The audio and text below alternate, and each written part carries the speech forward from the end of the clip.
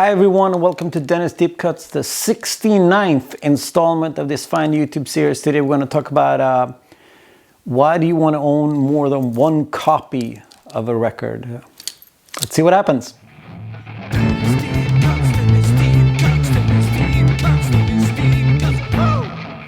So when people think about record collectors, they usually think about really nerdy men that are more interested in the matrix number.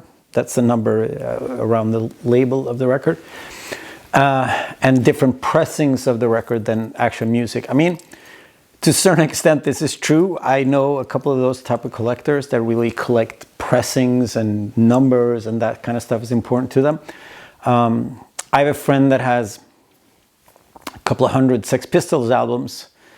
They only really put out one record, and of course, of Nevermind the Bollocks, he has like 40 copies of Nevermind the Bollocks. And yesterday I heard about a guy that has over 400 copies of the first Depeche Mode Greatest Hits record. But when it comes to that, it's like a different thing. You want to collect different pressings because you love an album so much. And I never really been like that. I always think that for me it's always more interesting to buy a new record and hear new music than buying another copy of a record that I already own. So for the most part, I don't care that much about pressings. Of course, I want to have a nice copy. Of course, I prefer early pressings or first pressings. It's really nice, but to a certain extent, don't care that much about it. The music is the primary part for me. However, when I collect American hardcore from 1979 to 1989 or thereabouts, I love a first pressing, and I have a slightly stupid ambition that I want all those records on original pressings or first pressings. So usually when I have a record that I bought and it's not a first pressing, I find the first pressing, I'll give the later pressing away, or I'll sell it cheap and move on with my life. So I don't have a ton of records where I have multiple copies. But today I'm going to show you 10 albums that I do have multiple copies of. I'm going to try to explain why that's important. I'm going to try to explain the nuances and differences in these different pressings. And hopefully you'll dig it. I mean, it's all going to be classic punk and hardcore records, because that's like the only records I have multiple copies of. So let's dig in. Let's do this. It's going to be fun. The first record I want to show you is one of the most important records of all time. One of the most important punk records, at least, of all time. Where would we be without this album? Who knows? I am, of course, talking about the first Ramones record, released on Psy Records in 1976. Unlike a lot of other records I'm going to show you, this is actually quite popular. I think it has 179 different pressings, which meant that when I was going to put this on my Discogs account, I actually had to look at the matrix number to see what pressing it was. Usually punk and hardcore albums have between 1 and maybe 10, 15 pressings, so it's quite easy to see which one it is. But with these pressings that have hundreds and hundreds of different reissues, it can be quite tricky. So you have to look at a little number engraved on the album. I found out that this is a Winchester pressing from 1978, a US pressing, so I was quite happy with that. It's an early version.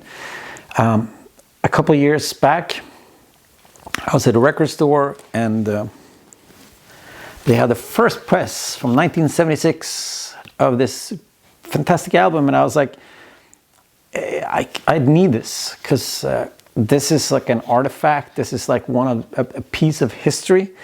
And so I found the original copy of the 1976 pressing of the first Ramones record, and I was like, I gotta own it. I just have to buy it.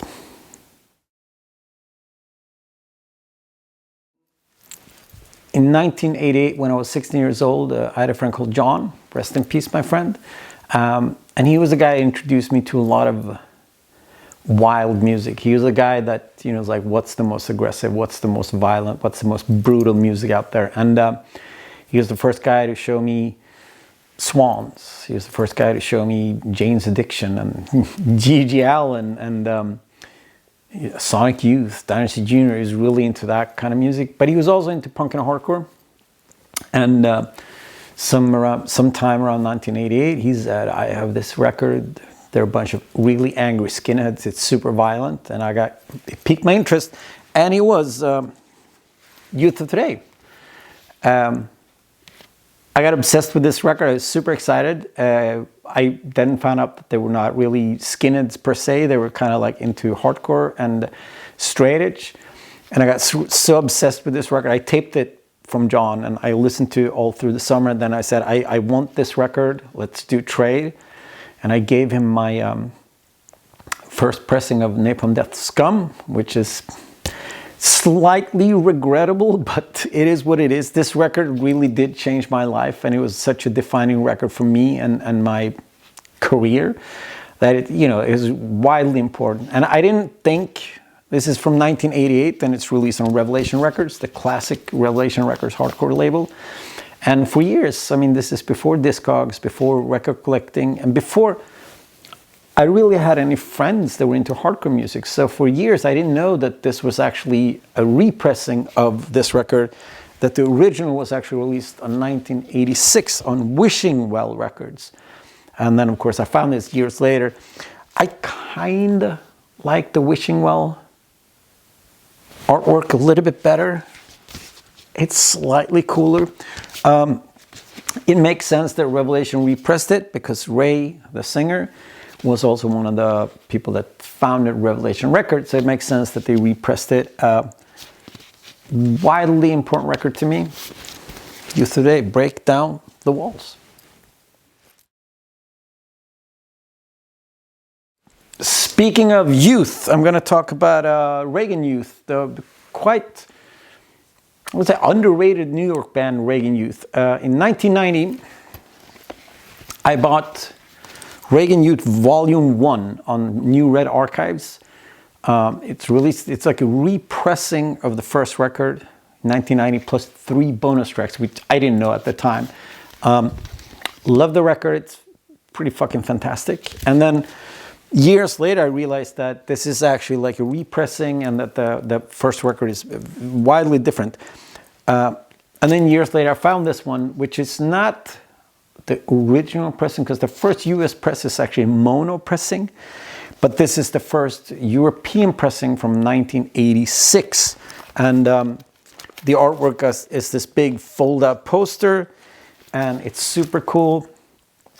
And this one has 3 bonus tracks, so if you want to check out Reagan Youth, I mean, each of these are fine. I mean, this is a bit more pricey, but this is the original deal with the fold-out. But the bonus tracks are just fucking amazing. So Reagan Youth, what a band. And this is actually called Volume 1, and this is called Youth Anthems for the New Order. So it's a bit of a different title, but it's the same record.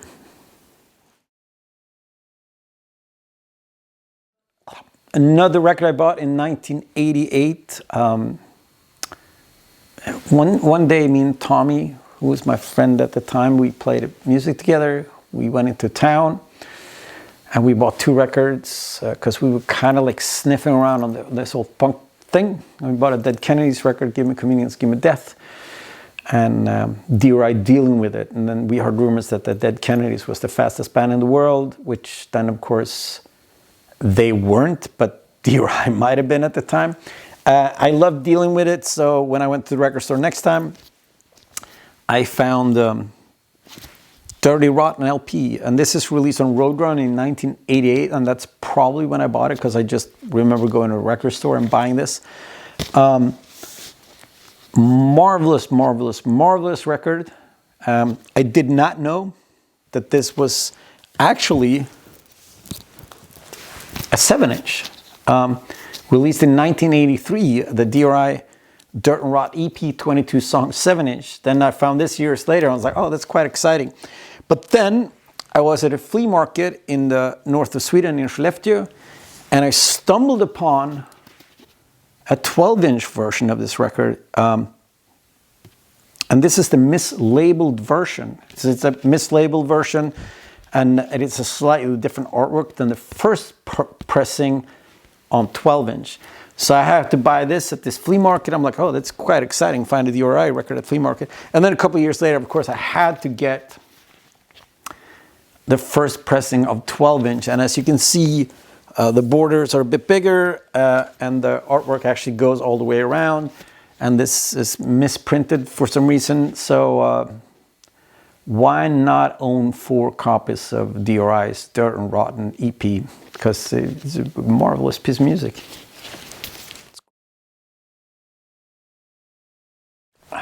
All right, so before we move on, I just want to, because I talked up the Ramones record, 179 different pressings. The Reagan Youth record, the original pressing has 9 different versions, and the Volume 1 pressing has 13 different versions. The Youth of Today Breakdown Walls has 14 different pressings, and the D.R.I. record has 59 different pressings. It's quite a popular record, but I guess it's because all these different labels released it.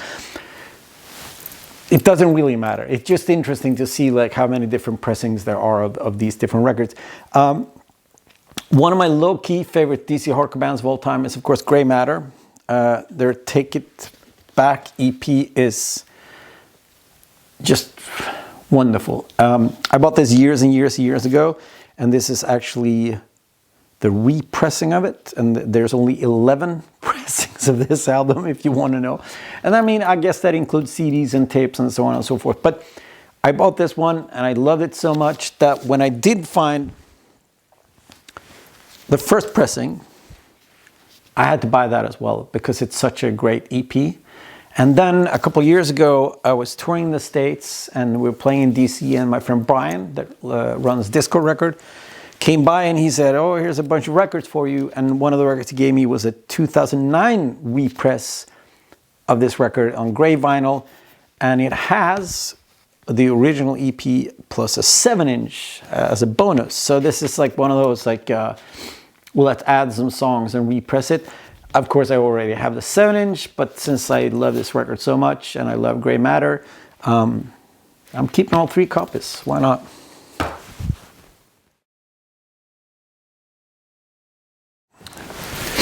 This next album is also one of the most important punk records of all time, and this is actually quite popular, and it's 190 different pressings, which I guess it's a testament how important and great the record is. And I'm talking about the first Dead Kennedys record, Fresh Fruit for Rotten Vegetables. I bought this probably when it came out, because this is a 1988 pressing. I must have bought it at the record store and just fell in love with it, and I've listened to it a million times. And later on I found out that the first pressing of this record actually have it. So the cover of the back is a bunch of old ladies drinking tea, and then I found out that the first pressing actually have a different photo that was only on the first pressing, and so I had to buy that one as well. And it's white instead of yellow, and it has the cherry red logo, so this is the first UK pressing. And it has the band photo in the back. This is only for the first pressing. Then they used the ladies that are drinking tea. And then the band photo is back, but I think they cut off their heads or something like that, because I guess the band wasn't too excited about being on a Dead Kennedys record. What a magnificent record. Of course, you need at least 2 copies of the Dead Kennedys. I mean, there's 190 copies to choose from, so quite pleased with these 2.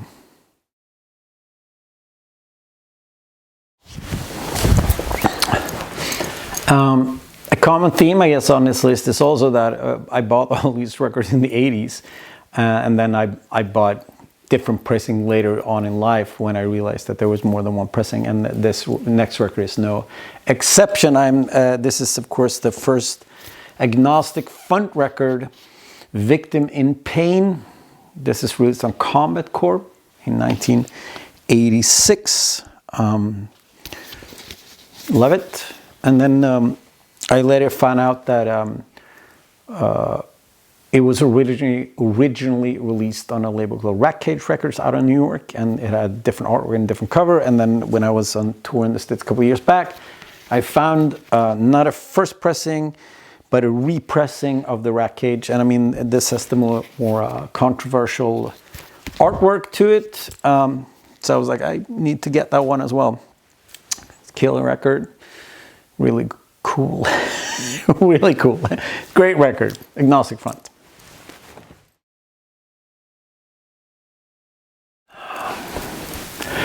I loved buying records before Discogs and before record collecting, before I cared about pressings and all that stuff, because there was like a innocence to it. You just bought something, you thought it was great, and you didn't know if it was cool or not or anything. It was just like, just buy records.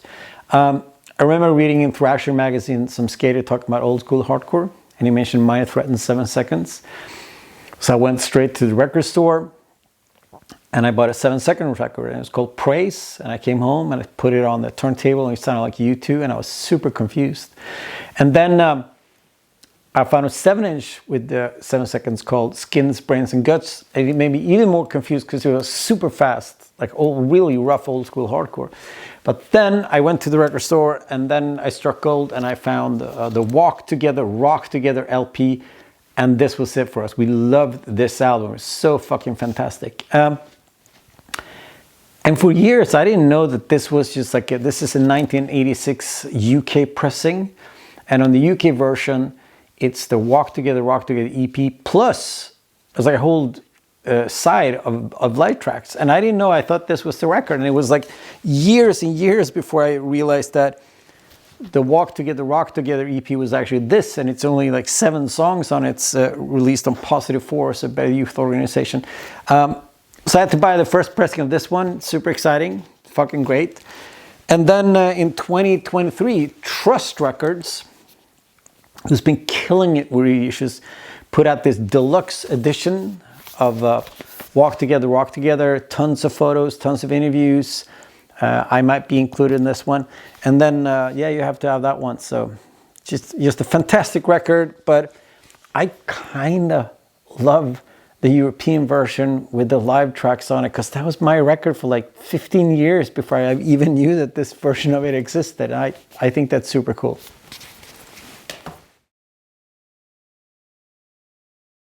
In Umeå, we used to have this fantastic record store called Garageland.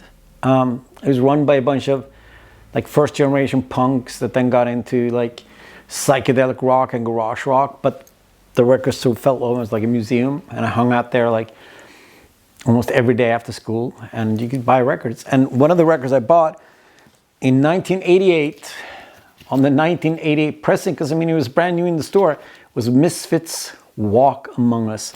And what a fantastic record.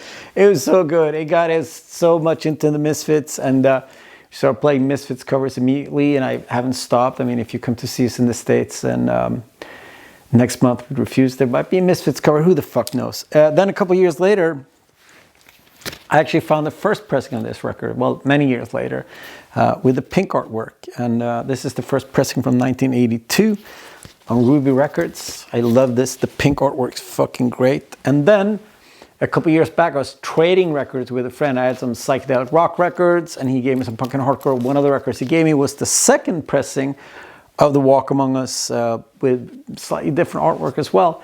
And also one of these Fiend Club things. You can order stickers and t-shirts and stuff like that. So why not own 3 copies of one of the greatest punk records of all time?